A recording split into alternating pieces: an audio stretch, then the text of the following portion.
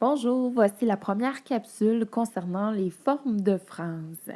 La première forme de phrase que nous allons voir, c'est effectivement la phrase positive qui peut être transformée en phrase négative.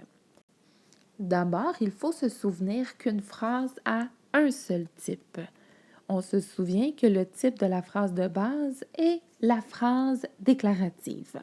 Maintenant, une phrase peut avoir 4 formes. Voici les formes possibles. Vous avez la forme positive ou négative. La phrase de base correspond à la phrase positive. Vous avez la phrase active que vous pouvez transformer en phrase passive. Vous avez la phrase neutre que vous pouvez transformer en phrase emphatique. Et finalement, vous avez la phrase personnelle qui peut être transformée en phrase impersonnelle.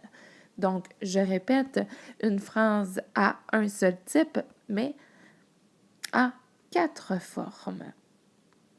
Parmi les formes mentionnées plus haut.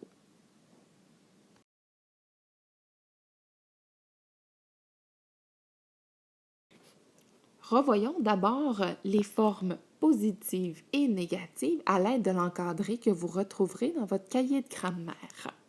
On vous dit d'abord que la phrase négative est une phrase transformée par un marqueur de négation.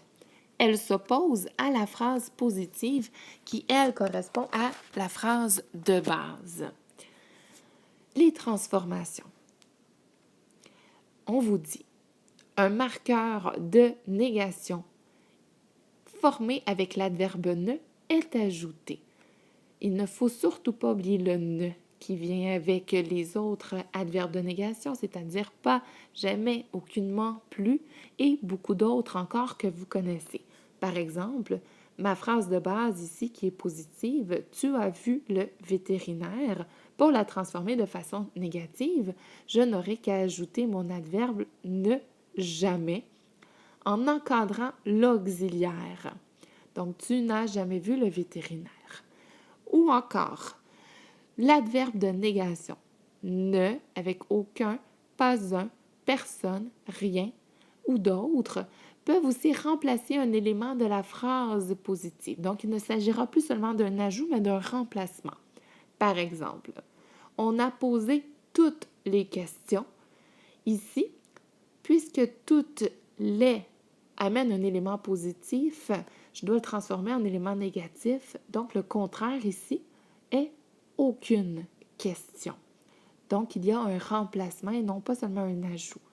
Mais évidemment, il ne faut jamais que j'oublie mon ne. Donc, on n'a posé aucune question devient ma phrase transformée.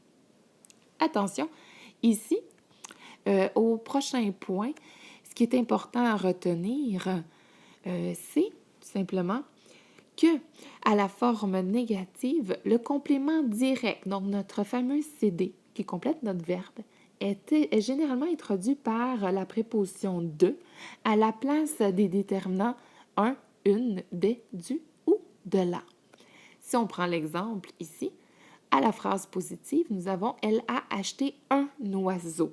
Donc, notre complément direct est introduit ici par un GN débutant par un déterminant indéfini qu'on retrouve ici « un ». À la phrase négative, le « un » devra se transformer par la préposition « de », ce qui fait « Elle n'a pas acheté d'oiseau ». Je n'aurais pas pu dire « Elle n'a pas acheté un oiseau ». C'est une règle importante à retenir dans la phrase négative. De plus, une autre règle à retenir est la suivante. L'adverbe ne peut s'employer seul avec certains verbes suivis d'un infinitif, donc un verbe qui n'est pas conjugué. Par exemple, il ne peut les voir, donc nous avons ici notre verbe à l'infinitif, ce qui fait en sorte que je peux seulement utiliser le ne sans utiliser un autre marqueur de négation du style jamais. Même chose avec il ne cesse de crier, j'ai toujours mon verbe à l'infinitif, donc je ne peux qu'employer mon ne. Et elle n'ose parler, toujours mon verbe à l'infinitif, donc je n'utilise que mon ne. Voici pour ce qui était des règles des transformations de la phrase positive à la phrase négative.